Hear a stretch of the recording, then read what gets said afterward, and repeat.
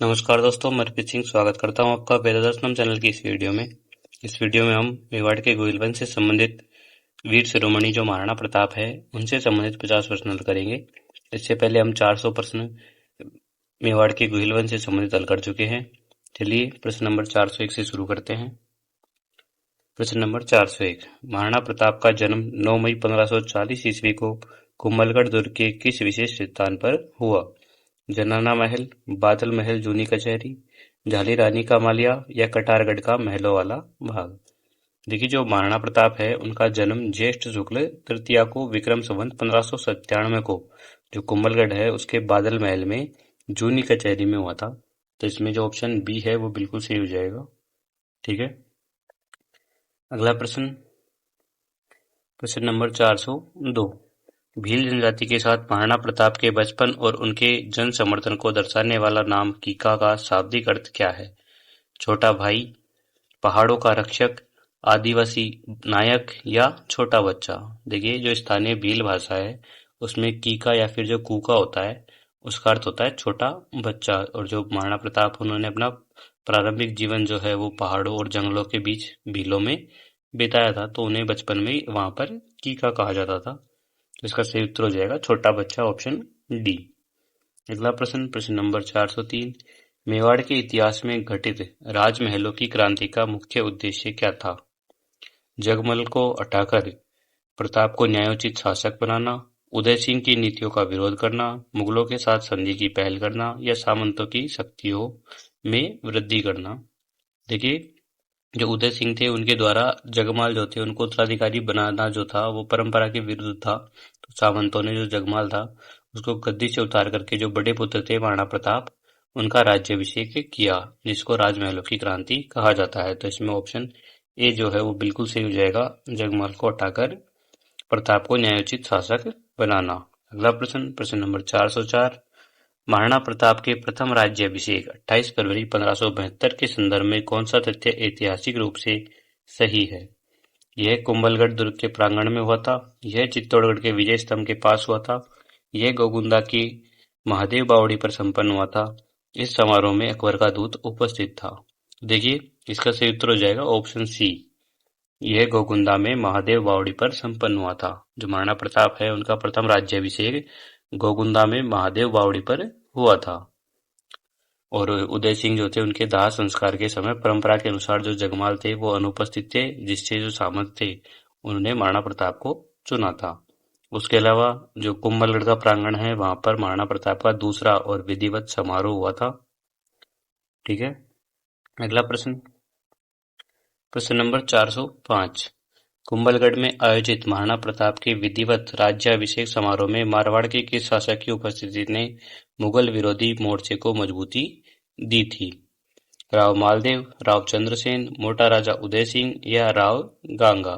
देखिए, इसका सही उत्तर हो जाएगा राव चंद्रसेन, ऑप्शन बी। जो राव चंद्रसेन है उनको मारवाड़ का प्रताप कहा जाता है।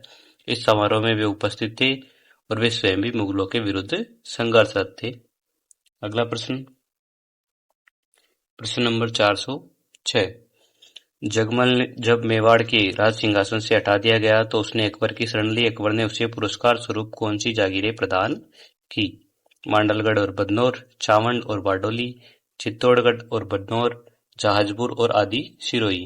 तो देखिए, जो अकबर है उसने जगमाल को प्रसन्न करने के लिए उसे जहाजपुर और बाद में 1583 ईस्वी में सिरोही जो है वहां की आदि जागीर प्रदान की थी। तो इसमें ऑप्शन डी बिल्कुल सही हो जाएगा। अगला प्रश्न, प्रश्न नंबर 407, महाराणा प्रताप को राजमुकुट पहनाने और उन्हें तलवार बांधने का विशेष अधिकार किस ठिकाने के रावत को प्राप्त था? सलूम्बर के रावत कृष्णदास चुंडावत, सादड़ी के झाला बीदा, देलवाड़ा के रावत मानसिंह या ग्वालियर के रामशाह तंवर।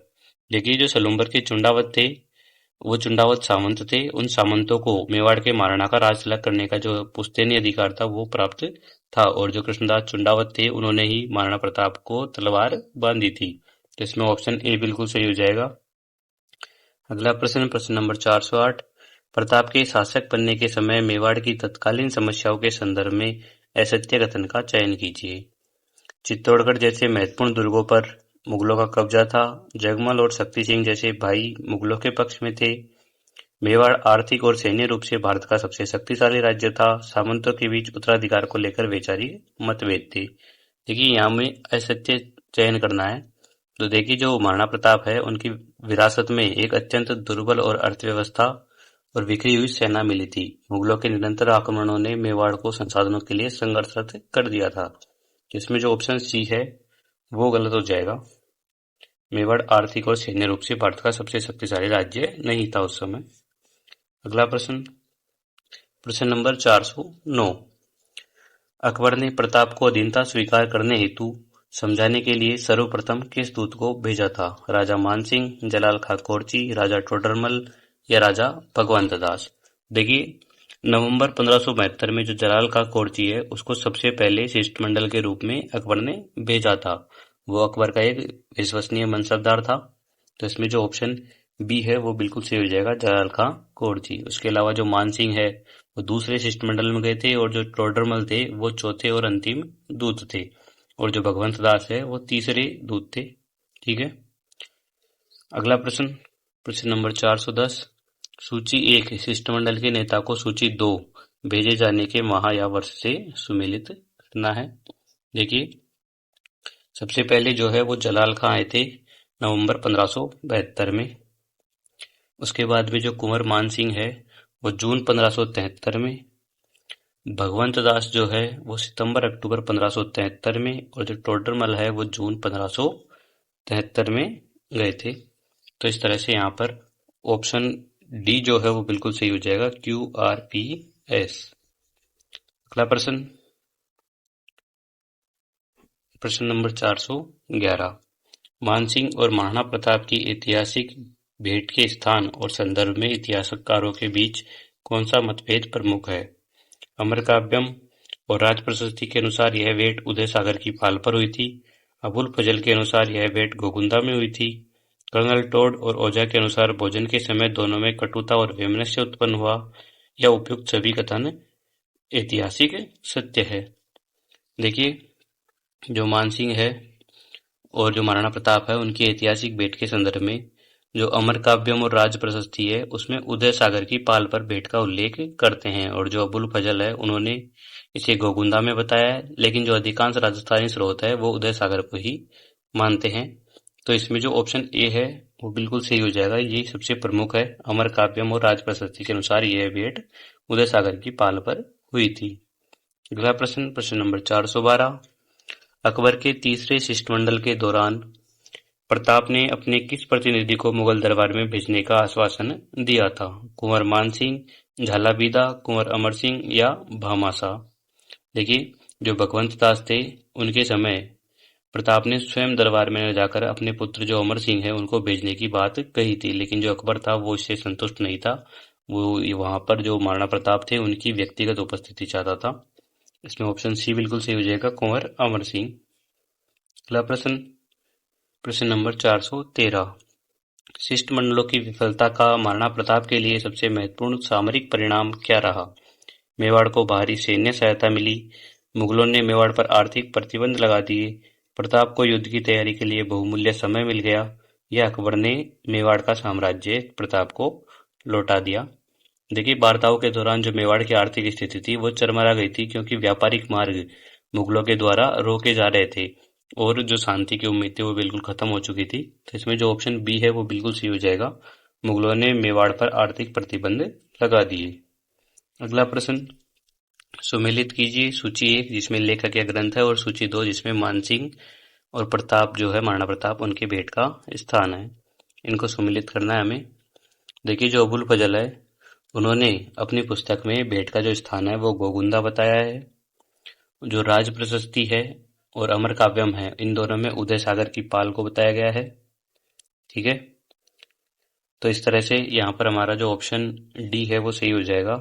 1 में वाई, बाकी 2 और 3 में उदय सागर की पाल। अगला प्रश्न, प्रश्न नंबर 415। अकबर द्वारा टोडरमल के चौथे शिष्टमंडल के रूप में भेजने के पीछे मुख्य तर्क क्या था? टोडरमल एक कुशल हिंदू वित्त मंत्री थे जो प्रताप के साथ बेहतर संवाद कर सकते थे। टोडरमल प्रताप के घनिष्ठ मित्र थे। टोडरमल को मेवाड़ के भूगोल की गहरी जानकारी थी या टोडरमल स्वयं मेवाड़ की गद्दी के दावेदार थे? देखिए, मान सिंह और भगवंतास जैसे राजपूत राजकुमारों की असफलता के बाद में अकबर ने अपने बुद्धिमान राजस्व मंत्री टोडरमल को भेजा था ताकि वे आर्थिक और कूटनीतिक पहलुओं से प्रताप जो है उनको मना सके। तो इसमें जो ऑप्शन ए है वो बिल्कुल सही हो जाएगा। अगला प्रश्न, प्रश्न नंबर 416, हल्दी घाटी युद्ध की तिथि के संदर्भ में इतिहासकारों के मध्य व्याप्त विवाद के अनुसार निम्नलिखित कथनों पर विचार कीजिए।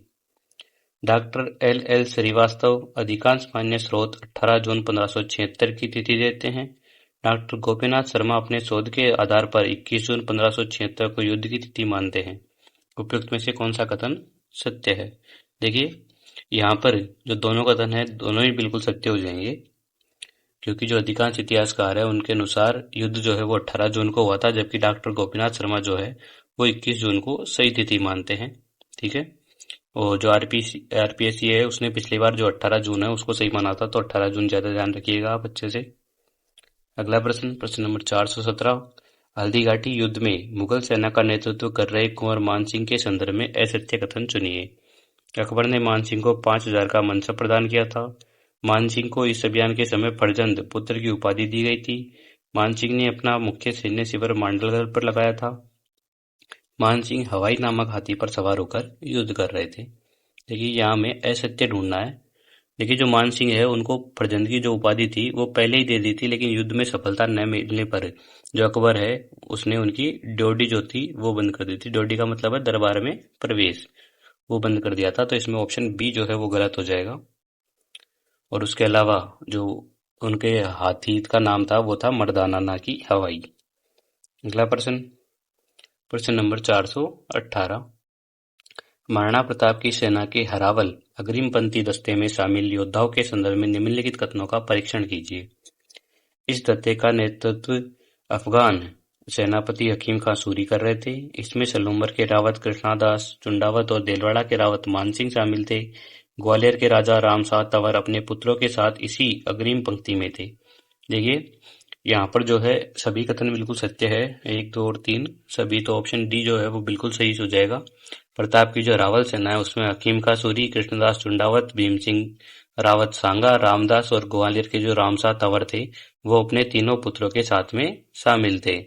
और ये भी याद रखिएगा, हकीम खां सूरी जो है वो प्रताप के एकमात्र मुस्लिम सेनापति थे।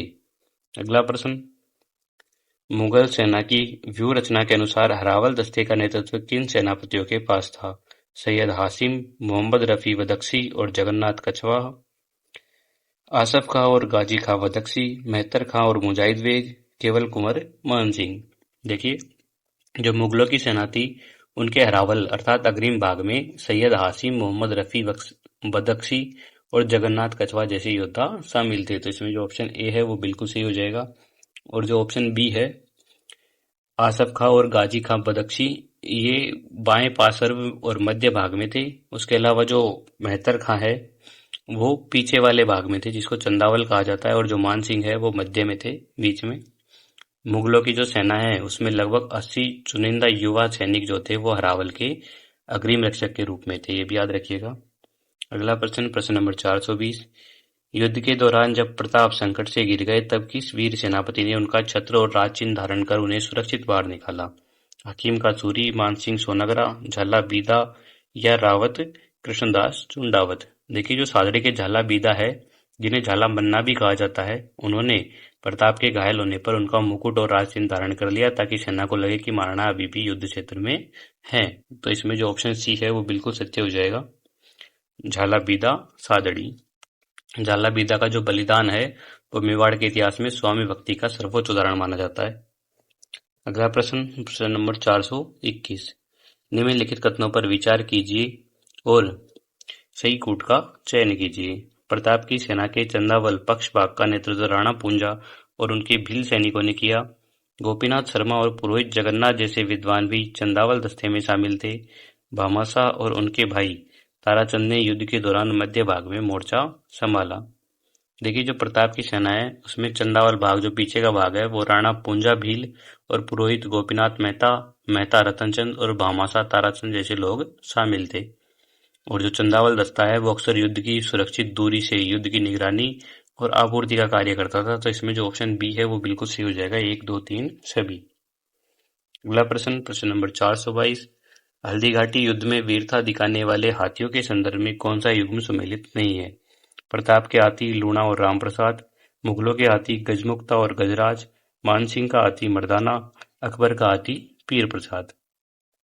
देखिए जो अकबर का हाथी है पीर प्रसाद, वो अकबर के हाथी का नाम नहीं था, बल्कि महाराणा प्रताप के हाथी जो था राम प्रसाद, उसको पकड़ने के बाद में अकबर ने उसका नाम बदल कर पीर प्रसाद कर दिया था। अकबर का जो हाथी था उसका नाम हवाई था। तो इसमें जो ऑप्शन डी है वो बिल्कुल गलत हो जाएगा। अकबर का हाथी पीर प्रसाद नहीं था, हवाई था। ठीक है। अगला प्रश्न, प्रश्न नंबर 423। महाराणा प्रताप के घोड़े चेतक की समाधि छतरी राजसमंद जिले के किस गांव में बनी हुई है? बलीचा गांव, खमनोर गांव, मोलेला गांव या लोहसिंग गांव। देखिए युद्ध क्षेत्र में जब वो था चेतक, वो महाराणा प्रताप को सुरक्षित ले जाते समय एक नाले को पार करने के बाद में प्राण त्याग दिए थे। तो उसी गांव में वहीं पर बलीचा गांव जो है वहां पर उसकी छतरी बनी हुई है। तो इसमें ऑप्शन ए जो है वो बिल्कुल सही हो जाएगा, बलीचा गांव। अगला प्रश्न, प्रश्न नंबर 424। इतिहासकारों द्वारा हल्दीघाटी युद्ध को दिए गए नामों के संदर्भ में कौन सा मिलान सही है? अबुल फजल गोगुंदा का युद्ध, बंदायूनी, खमनोर का युद्ध, कर्नल जेम्स टॉड मेवाड़ की थर्मोपल्ली, डॉक्टर गोपीनाथ शर्मा मेवाड़ का मैराथन। देखिए कर्नल जेम्स टॉड जो है उन्होंने इस युद्ध की तुलना जो है वो यूनान के थर्मोपल्ली से की है। तो इसमें जो ऑप्शन सी है वो बिल्कुल सत्य है। उसके अलावा जो अबुल फजल है उसने खमनोर का युद्ध कहा है इसे, बंदायूनी ने गोगुंदा का युद्ध कहा है। ठीक है। और कर्नल टॉड है उसने दिवेर के युद्ध को मेवाड़ का मैराथन कहा है। अगला प्रश्न, प्रश्न नंबर 425। हल्दी घाटी युद्ध के अनिर्णायक रहने के दावों के पीछे प्रमुख कारण क्या माना जाता है? मुगलों द्वारा प्रताप को बंदी बनाने या मारने में विफलता, अकबर का मानसिंह और अफजल खां से नाराज होकर उसकी ढोडी बंद करना, मेवाड़ की सेना का पूरी तरह नष्ट न होना और पुनः संगठित होना, या उपयुक्त सभी। देखिए जब अकबर इस विजय से संतुष्ट नहीं था, क्योंकि मानसिंह जो थे वो न तो प्रताप को पकड़ पाए और न ही मेवाड़ को पूरी तरह से कुचल पाए, इसी कारण अकबर ने मानसिंह जो था उसका दरबार में प्रवेश रोक दिया था, अर्थात ड्योढ़ी बंद कर दी थी। तो इसमें जो ऑप्शन बी है वो बिल्कुल सही हो जाएगा। अगला प्रश्न, प्रश्न नंबर 426।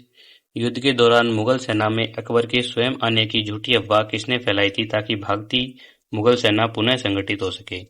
आसफ खां, बहलोल खां, सैयद आसिम या मेहतर खां। देखिए जब राजपूतों के प्रहार से मुगल सेना भागने लगी तब चंदावल में तैनात जो मेहतर खां है उसने नगाड़ा बजाते हुए चिल्लाया कि बादशाह सलामत स्वयं सेना लेकर आ रहे हैं।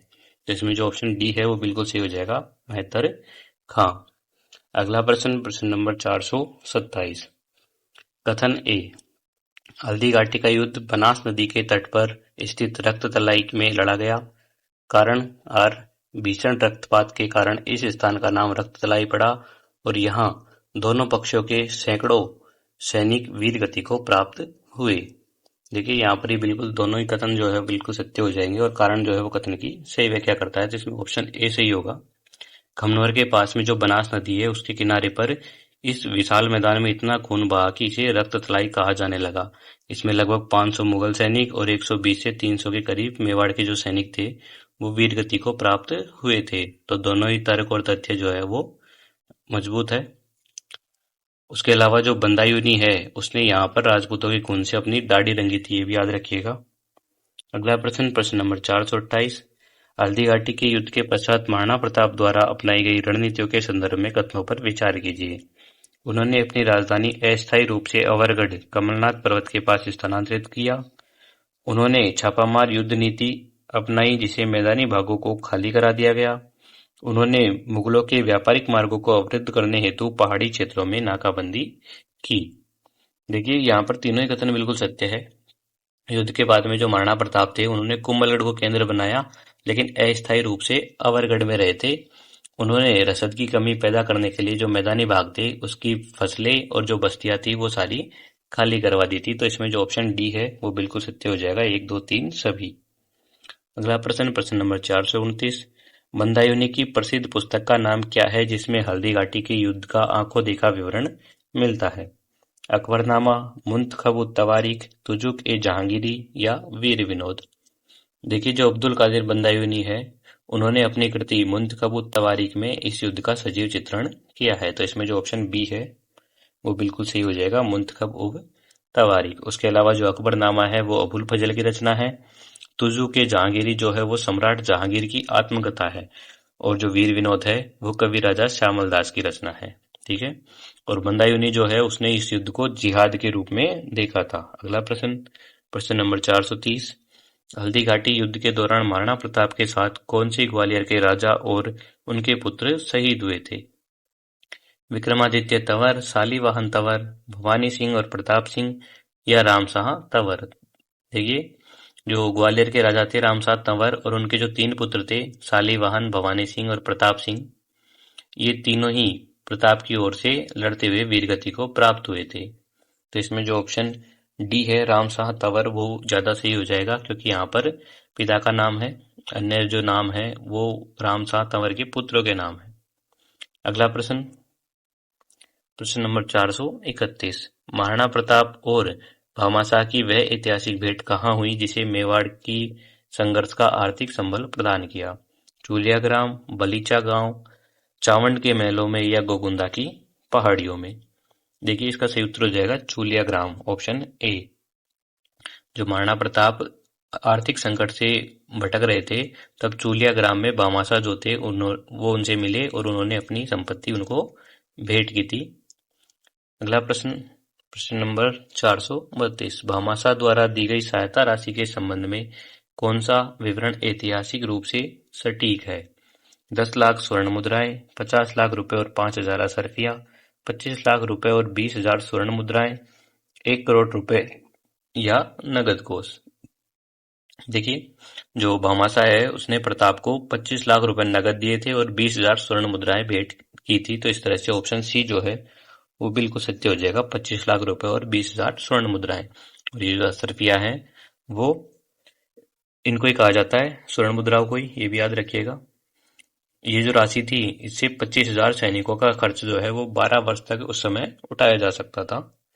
अगला प्रश्न, प्रश्न नंबर 433, भामाशाह के पारिवारिक इतिहास और उनकी जाति के संदर्भ में सही तथ्य क्या है?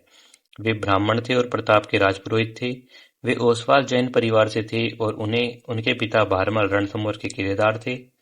वे चारण कवि थे जो युद्ध में उत्साह भरते थे, या वे आदिवासी भील थे।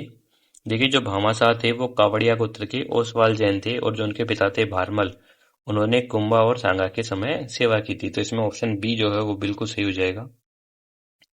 अगला प्रश्न, प्रश्न नंबर 434, प्रताप ने भामाशाह की निष्ठा से प्रसन्न होकर उन्हें मेवाड़ के किस सर्वोच्च प्रशासनिक पद पर नियुक्त किया था? प्रधान सेनापति, खजांची, प्रमुख सलाहकार, प्रधान। देखिए जो भामाशाह है उनके योगदान को देखते हुए महाराणा प्रताप ने उन्हें रामा सांधु के स्थान पर मेवाड़ का जो प्रधान है वो नियुक्त किया था, अर्थात प्रधानमंत्री बनाया था, तो इसमें ऑप्शन डी जो है वो बिल्कुल सत्य हो जाएगा। अगला प्रश्न, प्रश्न नंबर 435, भामाशाह के साथ उनके किस भाई ने अपनी संपत्ति दान की और प्रताप के साथ संघर्ष में कंधे से कंधा मिलाकर साथ दिया था?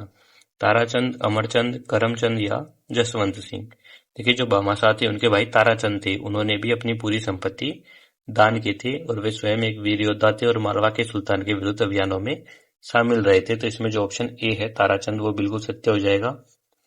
अगला प्रश्न, प्रश्न नंबर 436, दिवेर के युद्ध किस ऐतिहासिक तिथि या अवसर पर लड़ा गया? 1576 ईस्वी की होली पर, 1580 ईस्वी की दीपावली पर, 1582 ईस्वी की विजयादशमी पर या 1585 ईस्वी के बसंत पंचमी पर। देखिए जो दिवेर का युद्ध है वो 1582 अक्टूबर 1582 में विजयादशमी के शुभ अवसर पर लड़ा गया था, तो इसमें जो ऑप्शन सी है वो बिल्कुल सत्य हो जाएगा। उसके अलावा जो 1576 है उसमें हल्दी घाटी का युद्ध हुआ था। 1580 में जो खान ए खाना था उसका अभियान विफल हुआ था, और जो 1585 है बसंत पंचमी, उस पर चावंड की जो राजधानी है चावंड जो है उसको राजधानी बनाया गया था। अगला प्रश्न, प्रश्न नंबर 437, कर्नल जेम्स टोड ने दिवेर के युद्ध की तुलना यूनान के किस प्रसिद्ध युद्ध से की है?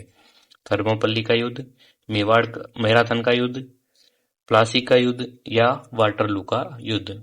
देखिए, टोड के अनुसार जिस प्रकार एथेंस ने फारस की विशाल सेना को मैराथन में हराया था, वैसे ही प्रताप ने दिवेर जीता था। अतः कर्नल जेम्स टोड ने इसे मेवाड़ का मैराथन कहा था। तो इसमें ऑप्शन बी जो है वो बिल्कुल सही हो जाएगा, मैराथन का युद्ध। अगला प्रश्न नंबर 438। दिवेर के युद्ध के दौरान प्रताप के पुत्र कुंवर अमर सिंह ने किस मुगल सेनापति को अपने भाले के एक ही प्रहार से घोड़े सहित धरती में गाड़ दिया था? आसफ खां, सुल्तान खां, बहलोल खां या जलाल खां? देखिए, जो अमर सिंह है उन्होंने अकबर के जो चाचा थे और दिवेर का थाने का जो सूबेदार था सुल्तान खां, उस पर भाले का ऐसा प्रहार किया कि उसका भाला जो था वो शरीर और घोड़े को पार करते हुए जमीन में धंस गया था। तो इसमें जो ऑप्शन डी है जो बिल्कुल सही हो जाएगा, जलाल खां। उसके अलावा जो आसफ खां है वो हल्दी घाटी में सेनापति था, और जो सुल्तान खां जो है वही सेनापति था। बहलोल खां जो है उसको प्रताप ने तलवार से काटा था। और ये जो दृश्य था ये दृश्य इतना खतरनाक था कि मुगल सेना जो है वो खौफनाक होकर मैदान से भागने लग गई थी। अगला प्रश्न नंबर 439। दिवेर की विजय के तत्काल बाद प्रताप ने मेवाड़ के कितने मुगल थानों, सैन्य चौकियों को बिजली की गति से मुक्त कराया था? 36 सैन्य थाने, 12 प्रमुख दुर्ग, 84 परगने या 50 सीमावर्ती चौकियां? देखिए, जब दिवेर को जीत लिया गया उसके बाद में महाराणा प्रताप ने आक्रामक रुख अपनाते हुए मुगलों के द्वारा स्थापित जो 36 सैन्य थाने थे उनको उखाड़ के फेंका था और मेवाड़ का जो अधिकांश हिस्सा था उसको पुनः अधिकार में ले लिया था। इसमें ऑप्शन ए बिल्कुल सही होगा, 36 सैन्य थाने। अगला प्रश्न नंबर 440। दिवेर के युद्ध का सबसे महत्वपूर्ण मनोवैज्ञानिक परिणाम क्या रहा? अकबर ने मेवाड़ से अपनी सेना हटा ली, जगमल पुनः प्रताप की शरण में आ गया, मुगलों में मेवाड़ी सेना का भय व्याप्त हो गया और वे रक्षात्मक स्थिति में आ गए, प्रताप ने दिल्ली पर आक्रमण की योजना बनाई। देखिए, ये जो विजय थी इस विजय ने मुगल सैनिकों का जो मनोबल था उसको पूरी तरह तोड़ दिया था, और इसके बाद में मुगलों ने मेवाड़ में कोई भी बड़ी आक्रामक कार्यवाही लंबे समय तक नहीं की थी। तो इसमें जो ऑप्शन सी है वो बिल्कुल सही हो जाएगा, मुगलों ने मेवाड़ी सेना का भय व्याप्त हो गया और वे रक्षात्मक स्थिति में आ गए थे। अगला प्रश्न नंबर 441।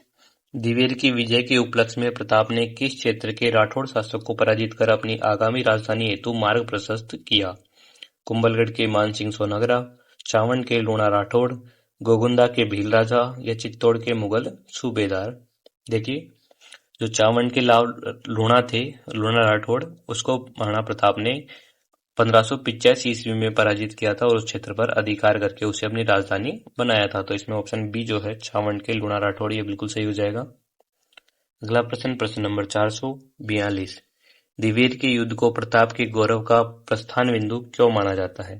क्योंकि इसके बाद प्रताप ने मुगलों से संधि कर ली थी, क्योंकि यह मुगलों के खिलाफ प्रताप की पहली बड़ी निर्णायक सैन्य विजय थी, क्योंकि इसके बाद प्रताप को हिंदुआ सूरज की उपाधि मिली, क्योंकि इस युद्ध में अकबर स्वयं पराजित हुआ था। देखिए, जो दिवेर की विजय है उसने सिद्ध किया कि राजपूत केवल पहाड़ी क्षेत्रों में छापामार युद्ध में ही नहीं बल्कि खुले मैदान में भी मुगली को पराजित करने में सक्षम है। तो इसमें जो ऑप्शन डी है वो बिल्कुल ज्यादा सही हो जाएगा, क्योंकि जो अकबर था वो भी स्वयं इस युद्ध में पराजित हुआ था। ऑप्शन डी यहाँ बिल्कुल सही हो जाएगा। उसके अलावा जो महाराणा प्रताप थे उन्होंने कभी संधि नहीं की थी, और ये जो प्रस्थान बिंदु है वो सैन्य दृष्टि से बिल्कुल सत्य है। और हिंदुआ सूरज की जो उपाधि है वो मेवाड़ के जो शासक थे उनकी पुरानी परंपरा थी, ना कि युद्ध के बाद मिली थी। अगला प्रश्न नंबर 443। महाराणा प्रताप ने चावंड को अपनी नई राजधानी किस वर्ष बनाया जो अगले 28 वर्षों तक मेवाड़ की राजधानी रही? 1585 ईस्वी में, 1576 ईस्वी में, 1582 ईस्वी में या 1597 ईस्वी में? देखिए, जो 1585 ईस्वी है उसमें लूणा राठौड़ को हरा करके चावंड को राजधानी बनाया था, और ये जो राजधानी है वो 1615 ईस्वी तक राजधानी रही थी, जो अमर सिंह का काल था 1615 तक। तो इसमें ऑप्शन ए बिल्कुल सही हो जाएगा, 1585।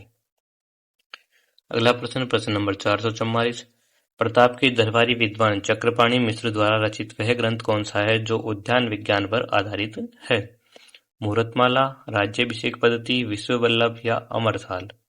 देखिए, जो विश्व वल्लभ है उसमें 9 अध्याय हैं, और ये एक शास्त्रीय ग्रंथ है जिसमें वृक्ष, आयुर्वेद और उद्यानों के निर्माण की विधि बताई गई है। उसके अलावा जो मूर्तमाला और राज्याभिषेक पद्धति है ये भी चक्रपाणि मिश्र की रचनाएं हैं। इनका जो विषय है वो है ज्योतिष और राजनीति, और जो अमरसार है वो जीवाधर की रचना है, ये भी याद रखिएगा। अगला प्रश्न, प्रश्न नंबर 445। मेवाड़ की प्रसिद्ध चावंड चित्रशैली का मुख्य चित्रकार कौन था जिसने महाराणा प्रताप के संरक्षण में कला को नई दिशा दी? साहिबदीन, निसारदीन, मनोहर या कृपाराम? देखिए जो निसारदीन है वो चावंड शैली का प्रमुख चित्रकार था। उसने रागमाला के प्रसिद्ध चित्रों का सृजन किया। तो इसमें जो ऑप्शन बी है निसारदीन या नासरुद्दीन, ये बिल्कुल सत्य हो जाएगा। अगला प्रश्न, प्रश्न नंबर 446। महाराणा प्रताप के समय रचित किस ग्रंथ में उनके राज्याभिषेक की विधि और तत्कालीन हिंदू राजनीति का विवरण मिलता है? मूर्तमाला, विश्व वल्लभ, अमर काव्य वंशावली या राज्याभिषेक पद्धति? देखिए जो चक्रपाणि मिश्र है उन्होंने राज्याभिषेक पद्धति नामक ग्रंथ में महाराणा प्रताप के शासन के संचालन के सिद्धांतों और अनुष्ठानों का वर्णन किया है। तो इसमें जो ऑप्शन डी है वो बिल्कुल सत्य हो जाएगा, राज्याभिषेक पद्धति। उसके अलावा जो मूर्तमाला है वो ज्योतिष पर आधारित है, और विश्व वल्लभ जो है वो उद्यान विज्ञान पर आधारित है, और अमर काव्य वंशावली जो है वो रणछोड़ भट्ट की रचना है, ये भी याद रखिएगा। अगला प्रश्न, 19 जनवरी 1597 को महाराणा प्रताप की मृत्यु किस स्थान पर हुई और उनकी छतरी कहाँ स्थित है? चावंड में मृत्यु, बारडोली में छतरी, गोगुंदा में मृत्यु, चावंड में छतरी, कुंभलगढ़ में मृत्यु, गोगिंदा में छतरी, या चित्तौड़गढ़ में मृत्यु, बलीचा में छतरी?